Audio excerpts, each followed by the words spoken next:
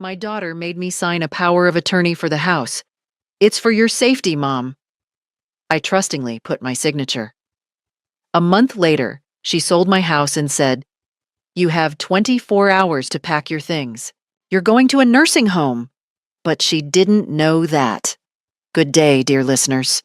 It's Clara again. I'm glad you're here with me. Please like this video and listen to my story till the end, and let me know which city you're listening from. That way I can see how far my story has traveled.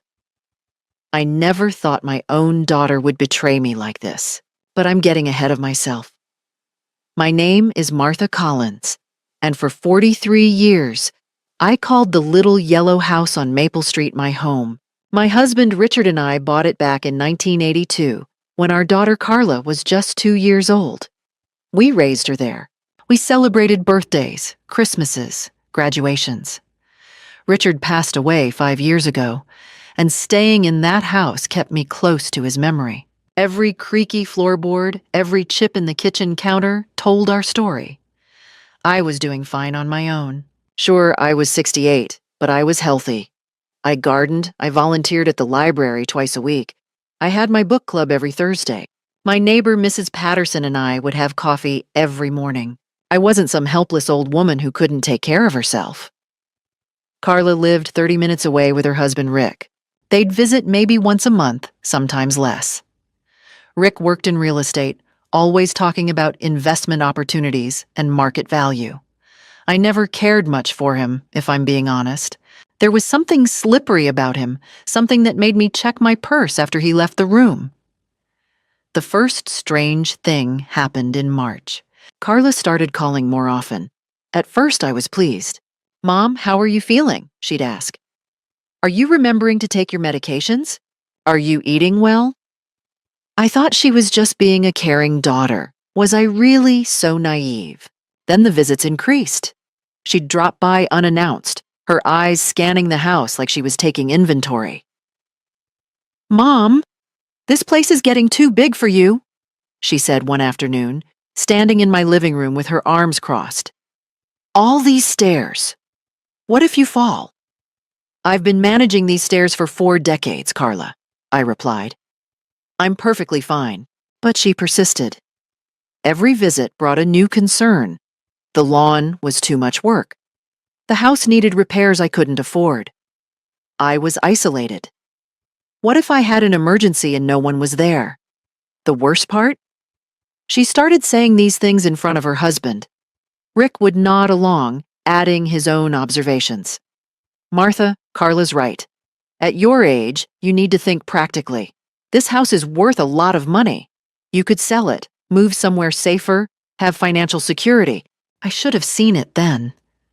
Should have recognized the hunger in his eyes when he looked at my home. In April, Carla brought papers to my house.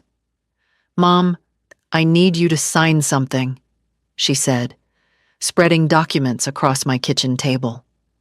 The same table where Richard and I had shared thousands of meals. "What is this?" I asked, reaching for my reading glasses. "Just a power of attorney," she said quickly. "It's for your safety, Mom. God forbid something happens to you. A stroke, an accident, anything. Someone needs to be able to make decisions, handle your finances, manage your property. It's just a precaution." Rick stood behind her, his hand on her shoulder. "It's standard stuff, Martha. Everyone your age should have this in place." My hands trembled slightly as I looked at the papers. The legal language swam before my eyes. I wanted to read it carefully, but Carla kept talking, explaining, reassuring. She was my daughter, my only child. Why wouldn't I trust her? I signed. "There," Carla said, gathering the papers quickly. "Now I don't have to worry about you so much." She kissed my cheek. It felt cold. 4 weeks later, Carla's car pulled into my driveway on a Tuesday morning. I was watering my roses, the ones Richard had planted for our 20th anniversary. She got out of the car, and something about her face made my stomach drop. "Mom, we need to talk," she said. No hello, no how are you. Just those 5 words that would shatter my world. I sold the house. The watering can slipped from my hand. Water pooled around my feet, soaking into the soil, into the earth that held 43 years of my life. You what? The house is sold. Closing is in 2 weeks. You have 24 hours to pack what you can. I've found you a place at Sunset Meadows. It's a very nice nursing home, Mom. You'll be taken care of there. I stood there in my garden, staring at my daughter as if she were a stranger. Because in that moment, she was. You can't just sell my house, I whispered. This is my home. Richard and I— Dad's gone, Mom, Carla interrupted, her voice flat. And that power of attorney you signed gives me full legal right to manage your property. I'm doing what's best for you. Best for me? My voice cracked. Carla, this is my life. You can't— 24 hours, Mom. I suggest you start packing. She turned and walked back to her car. Just like that. She drove away and left me standing there, drowning in disbelief. I don't remember walking back inside. I found myself sitting at the kitchen table, the same table where I'd signed those papers, and the reality crashed over me in waves. My house was gone.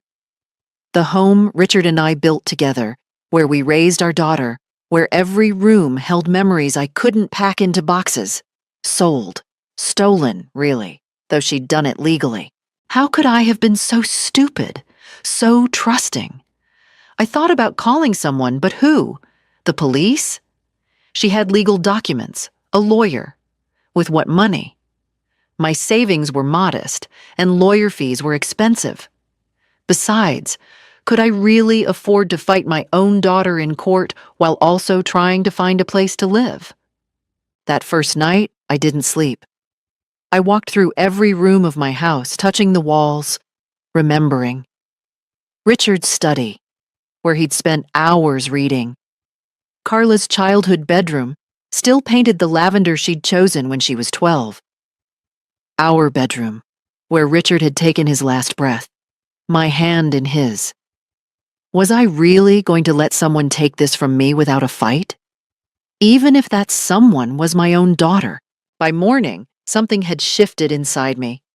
The shock had burned away, leaving something harder behind. Anger, yes, but also clarity. I made coffee and sat down with a notepad. The same notepad I used for grocery lists and book club notes. But now I was making a different kind of list. What did I actually know? 1. Carla had power of attorney over my property. 2. She'd sold the house without my knowledge or consent. 3. I had 24 hours.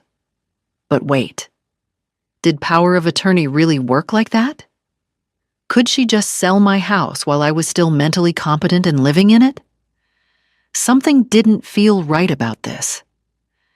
Richard had been meticulous about legal matters. He'd taught me to always read the fine print, to never sign anything without understanding it completely. I'd failed him in that moment with Carla. But maybe it wasn't too late to honor his memory now. I called my neighbor, Mrs. Patterson. She arrived within 10 minutes, her face full of concern when I told her what happened. Martha, that doesn't sound legal, she said immediately. My sister had power of attorney for our mother, but Mom still had all her rights as long as she was competent. She couldn't just sell the house out from under her. Hope flickered in my chest. Really? You need to talk to a lawyer. Today. Mrs. Patterson drove me to the library. I didn't have a computer, but the library did. The young librarian, Sophie, helped me search. We found articles about elder financial abuse, about power of attorney laws, about property rights. And there it was, in black and white. A power of attorney didn't give someone the right to sell your property without your consent unless you were declared mentally incompetent. And I certainly wasn't that. My hands weren't shaking anymore as I printed out the articles. I had something now, knowledge, understanding, a direction, Sophie helped me look up legal aid services in the area. There's a free legal clinic every Wednesday at the community center, she said. They help seniors with exactly this kind of thing. It was Tuesday. The clinic was tomorrow. One day before Carla's deadline, I went home and started making phone calls. I called the county recorder's office. No record of my house being sold yet. I called Sunset Meadows Nursing Home. They had no reservation under my name. Carla had lied about that too. Each discovery fueled my resolve. This wasn't just about saving my house anymore. This was about standing up to someone who'd looked me in the eye, used my trust, and tried to steal my entire life from me. My daughter wanted to put me away, to treat me like I was senile and helpless. She was about to learn just how wrong she was. Wednesday morning, I dressed carefully. Not the comfortable house dress I usually wore, but the navy blue suit I'd bought for Richard's funeral. I wanted to look competent, capable. I wanted to look like someone who couldn't be dismissed. Mrs. Patterson drove me to the community center. My stomach churned with nerves, but I kept my spine straight. The legal clinic was held in a small conference room. A young attorney named David Chen greeted me, his genuine smile putting me slightly at ease. "Mrs. Collins, please sit down. How can I help you?" I told him everything. The power of attorney, the sale, Carla's 24-hour ultimatum. He listened without interrupting, taking notes, his expression growing more serious with each detail. When I finished, he leaned back in his chair. "Mrs. Collins, I need to ask you some questions. Do you know what day it is?" "Wednesday, May 14th. "Who's the president?" I answered correctly. He asked me about my medications, my daily routines, my ability to manage my finances. After several minutes, he nodded. "Mrs. Collins, you are clearly mentally competent, which means your daughter cannot legally sell your house without your explicit consent, power of attorney or not. What she's attempting is called financial elder abuse, and it's a crime." The relief that washed through me was so intense I nearly cried. "So I can stop this?" "Yes. But we need to act immediately." He started typing on his laptop. "I'm going to help you file for an emergency restraining order against the sale. We'll also need to revoke the power of attorney immediately and report this to Adult Protective Services." Over the next 2 hours, David helped me complete forms, make calls, and understand my rights. He explained that we'd need to go to the courthouse, file documents, potentially appear before a judge. It was overwhelming, but for the first time since Carla's betrayal, I felt like I wasn't drowning. We went to the courthouse. The clerk processed my emergency filing. By 3 p.m., I had an injunction preventing any sale of my property pending a hearing. "Keep this with you at all times," David instructed, handing me copies of everything. "And Mrs. Collins, don't stay in that house alone tonight. Do you have somewhere safe you can go?" I stayed with Mrs. Patterson that night. At 8 p.m., my phone rang. Carla. "Mom, where are you? I came by the house to help you pack, and you're not there." I took a breath. "I'm not packing, Carla." Silence. Then, "What?" "I spoke to a lawyer. What you're doing is illegal. I've filed an injunction against the sale." "You what?" Her voice rose. "Mom, you don't understand." "I understand perfectly. You lied to me. You betrayed me. You tried to steal my home. I'm your daughter. I'm trying to help you. By throwing me into a nursing home and selling my house without my knowledge? That's not help, Carla. That's theft." I could hear Rick's voice in the background, angry, urgent. Then Carla again. "You're making a huge mistake. You'll regret this." "The only mistake I made was trusting you." I hung up. My hands were shaking, but it felt good. Terrifying, but good. The next morning, Thursday, I returned home with Mrs. Patterson. I needed to find those power of attorney documents, needed to understand exactly what I'd signed. I searched Richard's old filing cabinet where I kept important papers. And that's when I found it. Hidden behind our old tax returns was a folder I didn't recognize. Inside were documents, emails, printed text messages between Carla and Rick, dated from February, 2 months before they'd asked me to sign the power of attorney. My blood ran cold as I read. Once Mom signs the POA, we can liquidate everything. The house alone is worth $480,000. We can clear our debts and finally buy that condo we want. What about your mother? There's a state-run facility. Medicaid will cover it. She'll be fine. And she won't fight it? She's old, Rick. She'll do what I tell her. She always has. There were more. Discussions about forging my signature if I refused to sign. Plans to claim I was mentally incompetent if I resisted. A consultation with a real estate agent from March showing my house, planning the sale before I'd even signed the documents. This wasn't a sudden decision. This wasn't concern for my welfare. This was a calculated plan to steal everything I had. I photocopied everything, every email, every text message, every piece of evidence of their premeditation. Then I called David Chen. I found proof, I told him. Proof that they planned this months in advance. Proof that they never cared about my well-being. Mrs. Collins, he said, and I could hear the satisfaction in his voice.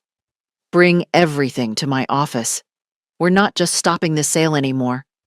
We're going to make sure your daughter faces consequences for what she tried to do. Friday afternoon, I sat in David Chen's office as he reviewed the documents I'd found. His expression grew darker with each page. This is gold, Mrs. Collins, he said finally. This proves premeditation, intent to defraud, conspiracy. We're no longer just looking at civil violations. This could have criminal implications. What do we do now? I asked. We file a formal complaint with Adult Protective Services and the District Attorney's Office. We also request a full hearing to permanently revoke the power of attorney and investigate whether it was obtained under false pretenses. He looked up at me. Are you prepared for this to get ugly? Because when your daughter realizes what we have, she won't go quietly. I'm prepared, I said, and I meant it. By Monday morning, Carla and Rick had been served with the formal complaints. David had warned me they'd respond quickly, but I didn't expect what happened next. At 6 p.m., they showed up at my house. Both of them.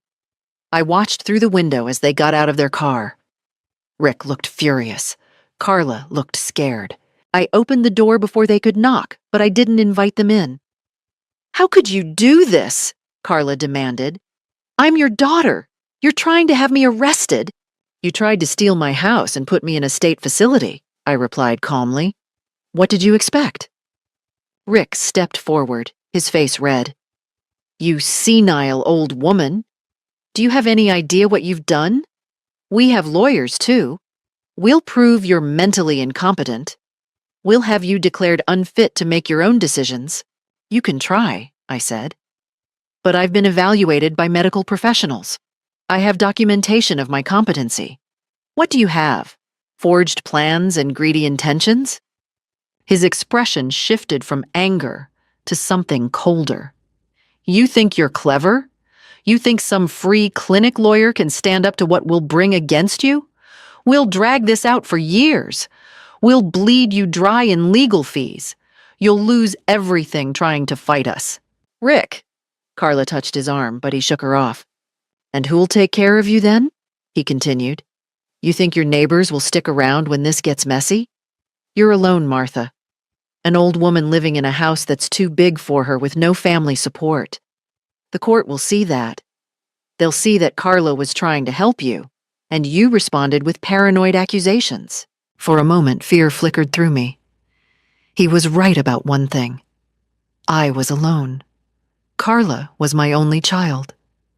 I had no other family, but then I thought of Richard, of the yellow house behind me, of the life they'd tried to steal. Get off my property, I said quietly. Both of you. And if you come back without a court order, I'm calling the police. Mom, Carla started. You stopped being my daughter the moment you decided I was worth more to you as a victim than as your mother. Now leave. Rick grabbed Carla's arm. Come on, we're wasting our time with her. Let her lawyers serve her with our countersuit. She'll change her tune when she sees what real legal action looks like." They left, tires squealing as they pulled away. I closed the door and locked it, my whole body trembling. Mrs. Patterson appeared from the kitchen. I'd asked her to wait there during the confrontation. "You were so strong," she said, hugging me. But I didn't feel strong. I felt exhausted, scared. Rick's threats echoed in my mind. Years of legal battles, mounting costs, being declared incompetent. Could I really fight this? David Chen called me the next morning. "Martha, I heard about the confrontation. Are you okay? They threatened to countersue, to have me declared incompetent, to drag this out until I can't afford to fight anymore." "Empty threats," David said firmly. "They're panicking because they know we have evidence. But Martha, this is going to be stressful. You need to take care of yourself.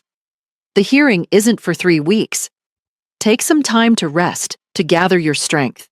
You've done the hard part already. You've stood up to them." He was right. I'd been running on adrenaline for days. I needed to breathe, to regroup. For the next few days, I tried to find some normalcy. I worked in my garden. I went to book club. I had coffee with Mrs. Patterson.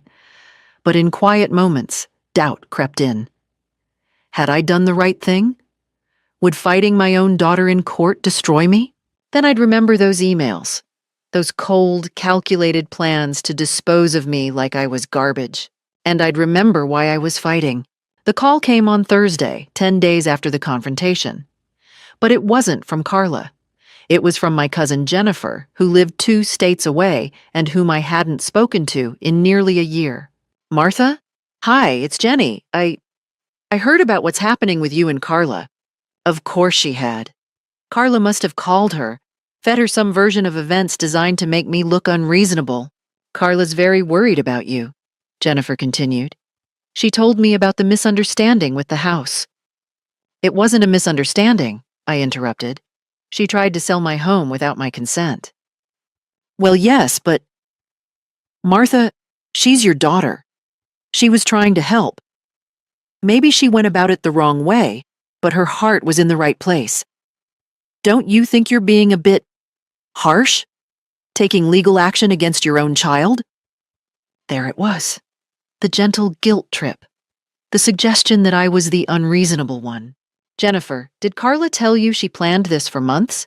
That she and Rick wanted to use the money to buy themselves a condo and put me in a state-run facility?" Silence.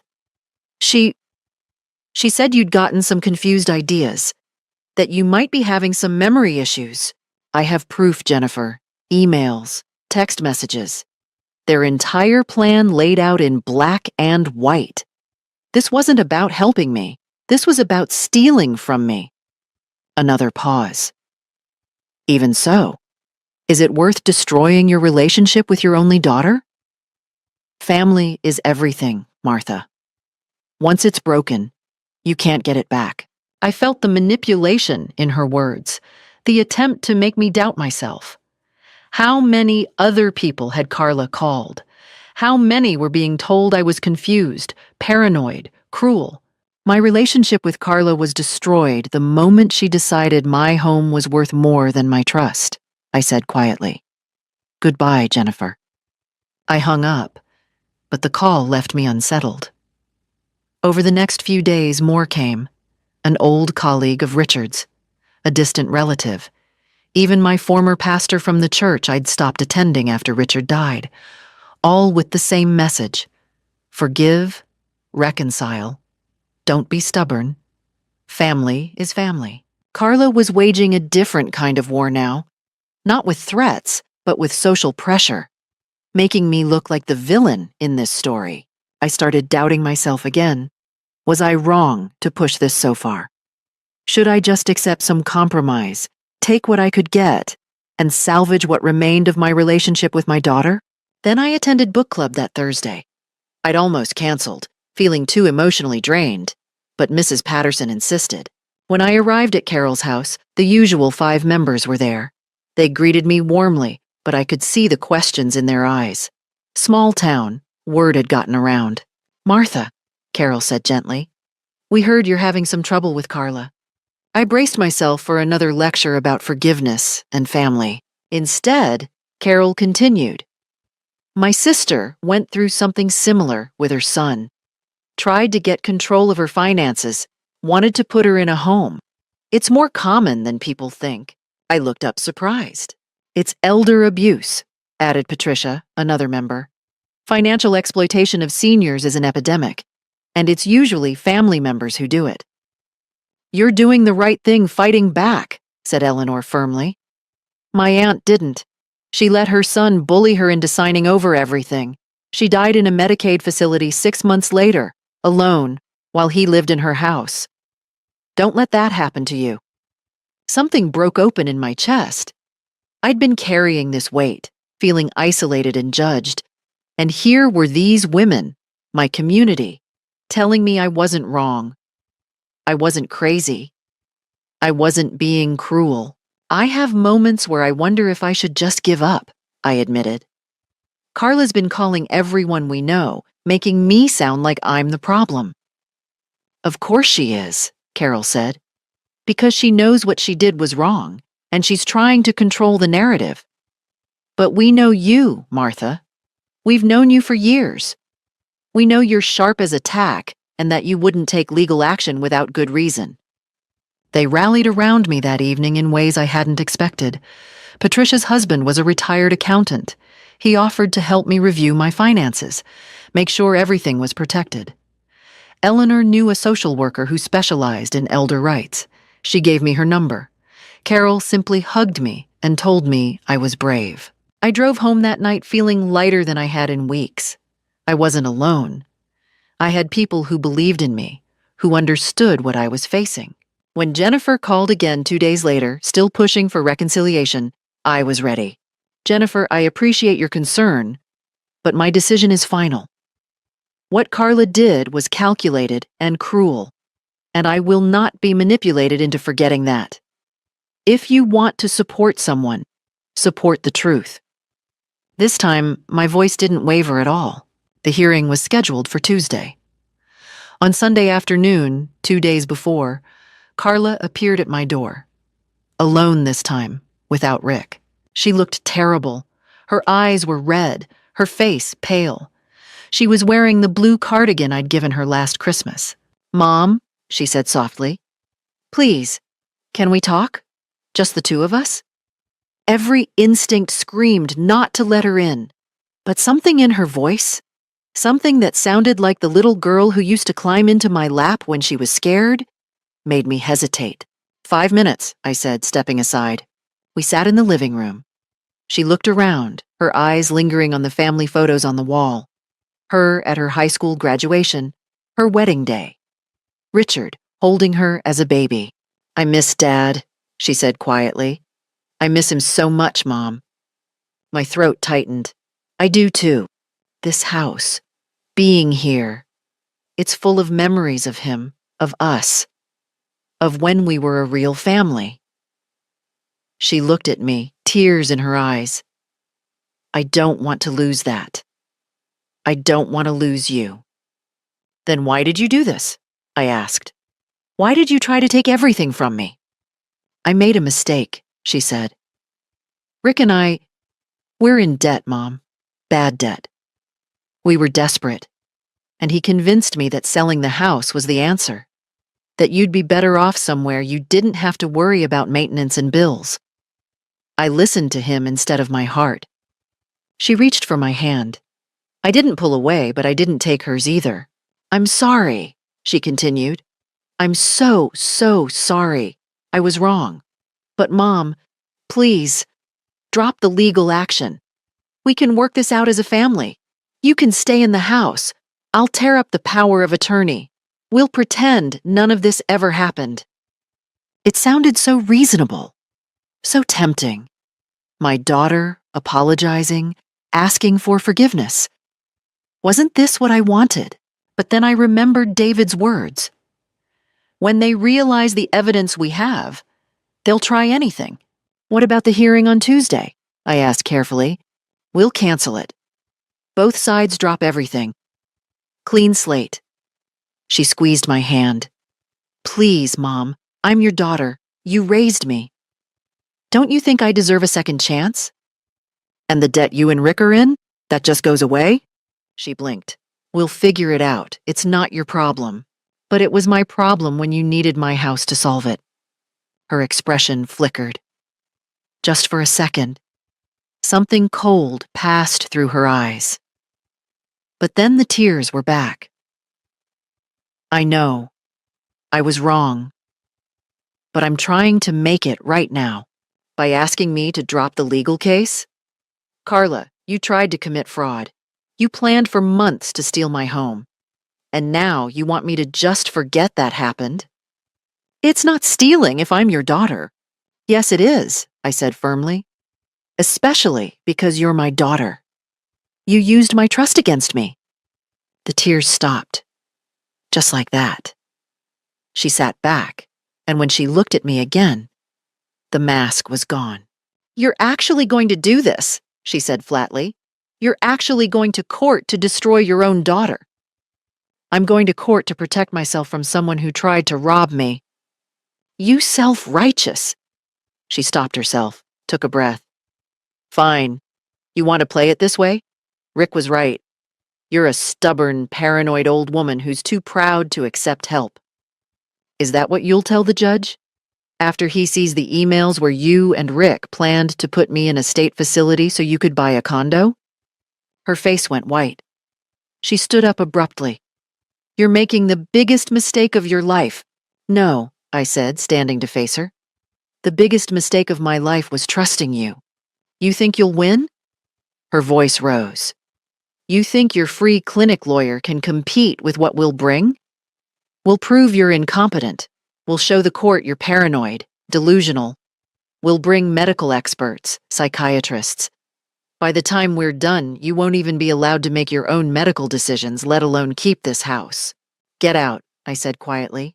You'll die alone in a state facility, and it will be your own fault, she was shouting now. Your own stubborn, stupid fault. Get out, I shouted back. She grabbed her purse and stormed to the door. Before she left, she turned back. I hope you're happy, Mom. You've chosen a house over your own daughter. When you're lying in some hospital bed with no one who cares about you, remember, you did this to yourself. The door slammed. I stood there, shaking, as her car sped away. Mrs. Patterson came over within minutes. She'd seen Carla's car, had been watching from her window. She found me sitting on the couch, tears streaming down my face. She tried to manipulate me, I said. Fake apology, fake tears. And when that didn't work, she threatened me again. Oh, Martha. She said I'd die alone, that I'd chosen a house over her. I looked at Mrs. Patterson. Did I? Am I wrong? You chose dignity over abuse, Mrs. Patterson said firmly. You chose self-respect over being victimized. That's not wrong, Martha. That's survival. That night, I barely slept. Fear gnawed at me. What if Carla was right? What if they could prove I was incompetent? What if I lost everything trying to fight them? But then morning came, and with it, a cold, hard clarity. I'd survived Richard's death. I'd survived 68 years of life's challenges. I would survive this too. Carla wanted war. She'd get one. Tuesday morning, I wore the same navy suit. David Chen met me at the courthouse steps carrying a thick folder of documents. Are you ready? He asked. I am, I said, and I meant it. The hearing was held in a small courtroom. Judge Patricia Morrison, a woman in her 60s with steel gray hair, presided. Carla and Rick sat on one side with their lawyer, a slick-looking man in an expensive suit named Gerald Hendricks. I sat on the other side with David. Judge Morrison reviewed the case summary, then looked up. This is a hearing to determine the validity of a power of attorney and to investigate allegations of elder financial abuse. Mr. Hendricks, you may begin. Hendricks stood, smooth and confident. Your Honor, this is a tragic case of family conflict being weaponized through the legal system. Mrs. Collins granted her daughter, Carla Bennett, power of attorney out of concern for her own declining health and cognitive function. Mrs. Bennet, acting in good faith and in her mother's best interests, made arrangements for her mother's care and financial security. Instead of gratitude, she's been met with false accusations and legal harassment. He painted a picture of Carla as a devoted daughter, burdened by an aging mother who was becoming paranoid and difficult. He suggested I was experiencing early dementia, that my accusations were products of confusion and fear. We asked the court to uphold the power of attorney and dismiss these baseless claims, he concluded. Then it was David's turn. Your Honor, he began, his voice calm but firm. This is not a case of a confused elderly woman misunderstanding her daughter's good intentions. This is a case of calculated fraud, premeditated theft, and elder abuse. And we have documentation to prove it. He presented the emails first, each one displayed on a screen for the court to see. Carla and Rick's discussions about liquidating my assets, their plans to put me in a state facility, their consultation with a real estate agent before I'd even signed the power of attorney. I watched Carla's face as the emails appeared. She went pale, her hands gripping the table. Your Honor, Hendricks interrupted, private correspondence between husband and wife is not evidence of criminal intent. It is when it shows premeditation to commit fraud, David countered. He turned to me. Mrs. Collins, can you tell the court about your cognitive state? I stood, my voice steady. Your Honor, I'm 68 years old. I manage my own finances, maintain my home, volunteer regularly at the library, and participate in a book club. I have no diagnosed cognitive impairments. I was evaluated by Dr. Sarah Feldman just last week.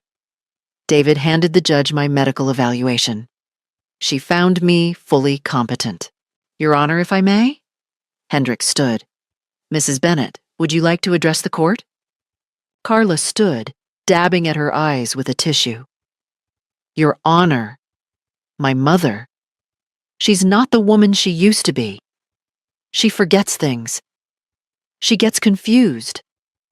I was terrified something would happen to her living alone in that big house.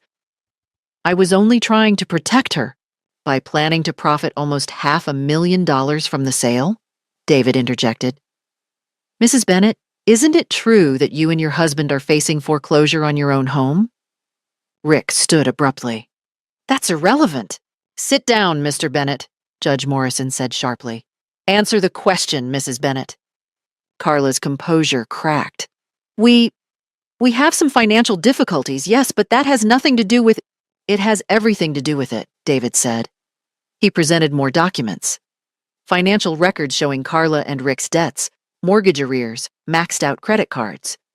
You needed money desperately. Your mother's house was the solution. So you manipulated her into signing over power of attorney under false pretenses, then immediately moved to sell her property and institutionalize her. That's not true, Carla's voice rose. I love my mother. Everything I did was for her own good. Then why?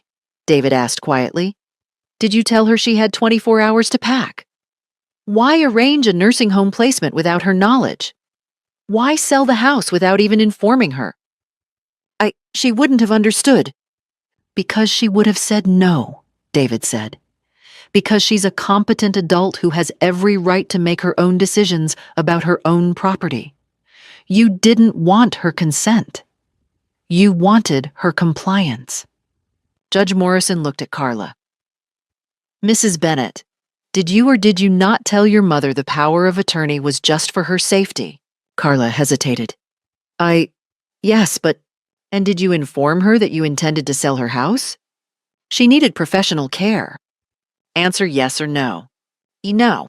The judge turned to the documentation David had provided. The room was silent except for the rustling of papers. After what felt like an eternity, Judge Morrison looked up. I've seen enough, she said. The power of attorney is hereby revoked, effective immediately. Furthermore, I'm referring this case to the District Attorney's Office for investigation of elder financial abuse and fraud. She looked directly at Carla and Rick. What you attempted to do to your mother is not only morally reprehensible, it's criminal. Carla burst into tears, real ones this time, tears of panic rather than manipulation. Rick sat frozen, his face ashen. Mrs. Collins, the judge continued, her voice softening, I'm sorry you had to endure this. Your home remains your property, and you retain all rights to it. I couldn't speak. I just nodded, tears streaming down my own face. But these were tears of relief. The aftermath of the hearing moved swiftly. Within 2 weeks, the district attorney's office filed criminal charges against Carla and Rick. Fraud, attempted theft, elder abuse, each charge carrying potential prison time. Their lawyer, Hendricks, disappeared fast when he realized their money had run out and they couldn't pay him. David Chen helped me file a civil lawsuit as well, seeking damages for emotional distress and the costs I'd incurred defending myself. They tried to steal your life, he said. They should pay for that attempt. Mrs. Patterson sat with me when the sheriff came to deliver the restraining order to Carla's house. She was being evicted. The foreclosure she and Rick had been trying to avoid by selling my home had gone through. They had 30 days to vacate. Where will they go? I asked David. That's not your concern anymore, he replied gently. You're allowed to care about your daughter, Martha. But you're not responsible for the consequences of her choices. I struggled with that concept for days. Part of me, the mother part that had raised her, bandaged her scraped knees, celebrated her achievements, wanted to help. Wanted to offer her money for rent. Wanted to make sure she'd be okay. But then I'd remember the emails, the cold calculation. She'll do what I tell her. She always has. That wasn't love. That was control. And I refused to enable it anymore. The criminal trial took place 3 months later. I sat in the courtroom and watched as the prosecutor laid out the evidence. The emails, the financial records, the timeline of their deception. Carla tried to testify, tried to claim she'd been pressured by Rick, that she'd never really intended to go through with it. But the prosecutor showed the jury Carla's own emails, written when Rick wasn't even in the room. Messages to the real estate agent. Inquiries to state-run nursing facilities. Research on how to declare someone mentally incompetent. Every piece of evidence screamed premeditation, calculation, intent. This wasn't a moment of weakness, the prosecutor argued. This was months of planning to defraud and abuse a vulnerable senior citizen who happened to be the defendant's own mother. Rick tried to play the sympathy card, talking about their financial stress, their desperation. But the jury saw through it. Plenty of people faced financial hardship without resorting to elder abuse. When the verdict came back, I held Mrs. Patterson's hand. The forewoman stood, her face serious. On the count of fraud in the first degree, we find the defendant Carla Bennett guilty. On the count of attempted theft, we find the defendant Carla Bennett guilty. On the count of elder abuse, we find the defendant Carla Bennett guilty. The same for Rick. Guilty on all counts.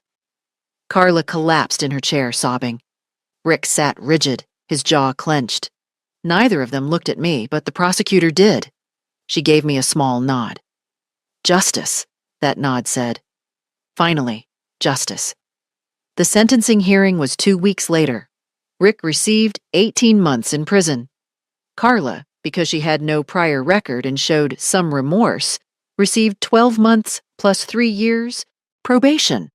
Both were ordered to pay restitution, not that they had anything left to pay with. The judge added something else, though. Something I hadn't expected.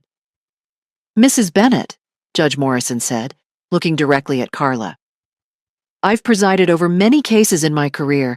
I've seen people do terrible things.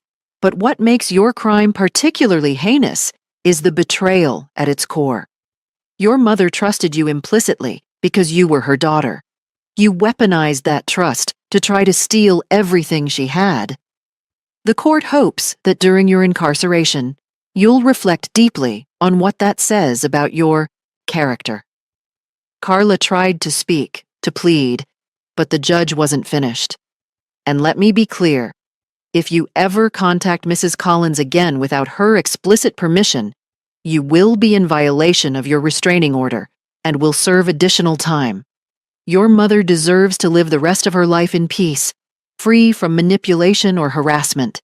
Do you understand? Yes, Your Honor, Carla whispered. I attended the sentencing hearing. Carla looked at me across the courtroom, her eyes pleading. I saw her mouth the words, "I'm sorry, Mom." Maybe she was. Maybe prison had finally made her understand what she'd done. Or maybe she was just sorry she'd been caught. I looked away.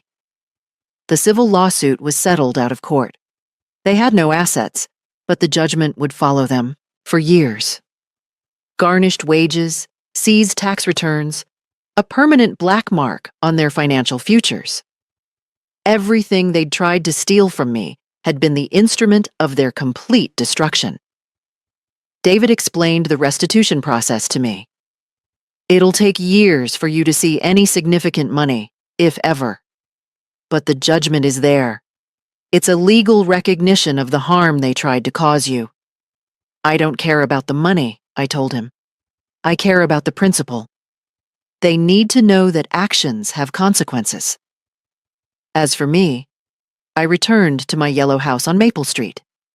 I had the locks changed, something I should have done long ago. I planted new roses in the garden, different varieties from the ones Richard had chosen, because this was a new chapter now. The neighbors rallied around me in ways I hadn't expected. Mrs. Patterson organized a welcome home dinner. Carol's husband, a contractor, fixed the loose boards on my porch for free. Patricia set up a neighborhood watch schedule, people checking on me not because I was helpless, but because they cared. I joined a support group for elder abuse survivors. Listening to their stories, I realized how lucky I'd been to catch Carla's plan in time. So many others hadn't. They'd lost everything: homes, savings, dignity, to family members who saw them as resources to exploit rather than people to love. I started volunteering with an organization that helped seniors understand their legal rights. I spoke at community centers, libraries, senior centers. I told my story without shame because it wasn't my shame to carry. It was Carla's. Don't trust blindly, I'd tell audiences. Not even family, especially not family, because they're the ones with the most access and the most opportunity to hurt you. Read everything before you sign. Ask questions. And if something feels wrong, trust that feeling. One elderly woman approached me after a presentation, tears in her eyes.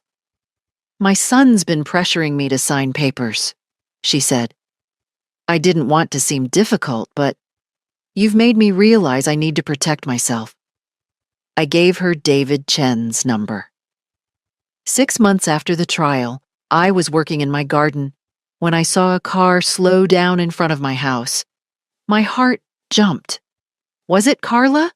She'd been released on parole early for good behavior, but it was just someone turning around in my driveway. I took a breath and returned to my roses. I'd won.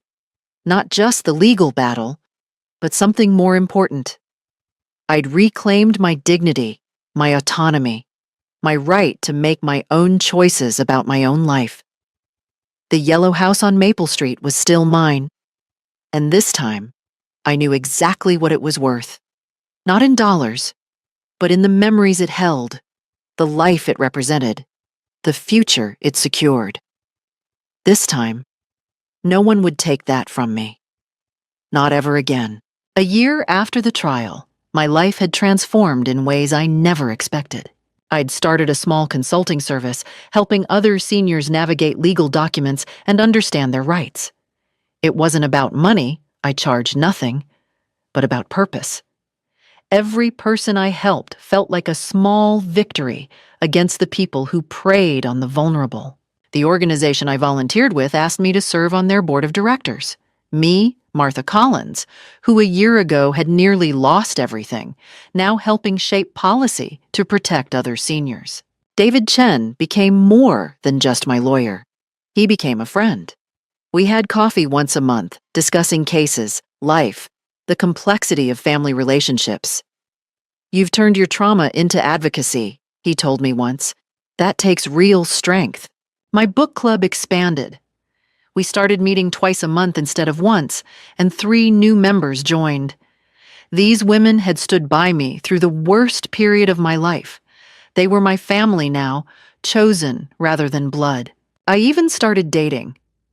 Arthur Patterson, Mrs. Patterson's widower brother, had moved to town 6 months ago. We'd had dinner a few times, gone to the theater once. Nothing serious, but it was nice. He made me laugh. He treated me like a person, not a problem to solve.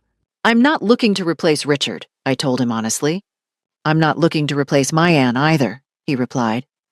"But maybe we could just enjoy each other's company?" We could, and we did. I renovated Richard's old study, turned it into a crafts room. I'd always wanted to try watercolor painting. The paintings weren't good. I was a beginner, but every brushstroke felt like reclaiming space, reclaiming life. I took a trip to the coast, something I'd always wanted to do. I spent a week walking on the beach, reading, breathing in the salt air. It was glorious. My house felt alive again, not haunted by the past, but honored by it. I kept Richard's photos up, kept the memories close, but I also made new ones: dinner parties, garden clubs, the neighborhood kids coming by to help me plant bulbs in exchange for cookies. The local newspaper did a story about my advocacy work. "Local woman turns personal tragedy into mission to help others," the headline read. I framed it as a reminder. I'd survived. I was 70 years old and felt more vital than I had in a decade. Meanwhile, Carla's life had crumbled completely. I didn't seek out information about her, but small towns talk.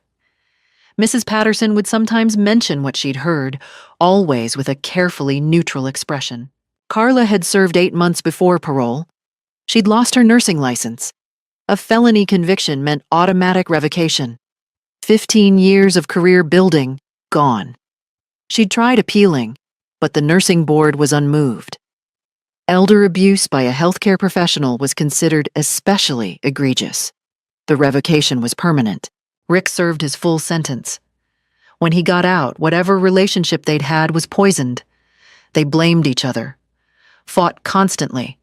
Within 2 months, he'd left her, moved across the country, trying to start fresh. She was living in a small apartment on the rough side of town, working as a cashier at a discount store. The restitution garnished her wages, leaving her barely enough to survive. She'd applied for nursing positions in other states, but the conviction followed her everywhere. She'd tried to get work as a home health aide, but agencies found her court records online. Nobody wanted someone convicted of elder abuse caring for vulnerable patients. Through Patricia, I heard Carla had tried to reach out to old friends. Most wanted nothing to do with her. The ones who listened heard her version, that I'd been cruel, unforgiving, that she'd made one mistake and I'd destroyed her life. But people had seen the court documents. They knew the truth. They saw how I'd emerged, strong, active, engaged, and compared that to Carla's bitterness and excuses. "I saw her at the grocery store last week," Mrs. Patterson told me one morning. "She looked defeated, older than her years. She saw me and turned away like she was ashamed." I felt a flicker of something complicated. This was still my daughter. But she was also the woman who'd tried to rob me blind. "She made her choices," I said quietly. "She did," Mrs. Patterson agreed, "and she's living with the consequences." Rick was working construction now, day labor, whatever he could get. The real estate career he'd built? Gone. The condo he and Carla had dreamed of buying with my money? He was living in a trailer park, sharing a run-down mobile home, struggling to make rent. Sometimes I wondered if Carla thought about it, about how different things could have been if she'd just been honest. If she'd come to me and said, "Mom, we're in trouble. We need help. Would I have helped? Maybe. Not with $480,000, but with something. Instead, she'd chosen deception, betrayal. I'd offered her one chance to make things right before the hearing. She'd chosen to double down on her lies instead. These were her consequences, not mine to carry. I focused on my new life, my new purpose. I'd been given a second chance, not just to keep my home, but to find meaning beyond it, to help others, to build real relationships based on trust and respect.